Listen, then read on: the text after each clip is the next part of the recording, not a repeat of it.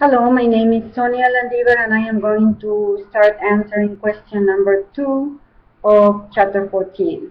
I have to prepare an argument supporting the claim that aggression results largely from biological factors, nature. Sigmund Freud believed that humans have an aggressive instinct that can be turned inward as self-destruction or outward as aggression towards other people.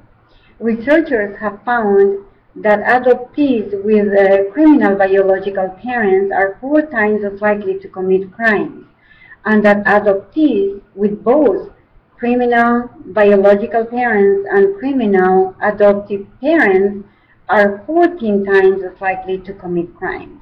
This shows the power of the combined influence of nature and nurture.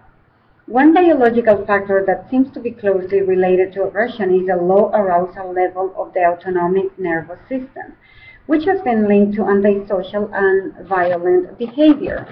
Also, men are more physically aggressive than women, which confirms the correlation between high testosterone levels and aggressive behavior.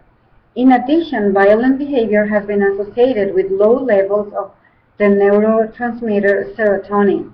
Brain damage, brain tumors, and temporal lobe epilepsy are also related to aggressive and violent behavior. The second claim is that aggression is primarily learned, nurture. Bandura claims that people learn to behave aggressively by observing aggressive models in their subculture, their family, and the media, and by having their aggressive responses condoned or reinforced. Abused children are at an increased risk of becoming abusers themselves when they grow up. However, researchers suggest that the higher risk for aggression might not be due only to an abusive family environment, but may be partly influenced also by the genes. In addition, there is also overwhelming support for the claim that there is a correlation between TV violence and viewer aggression, a correlation between playing violent video games and aggression.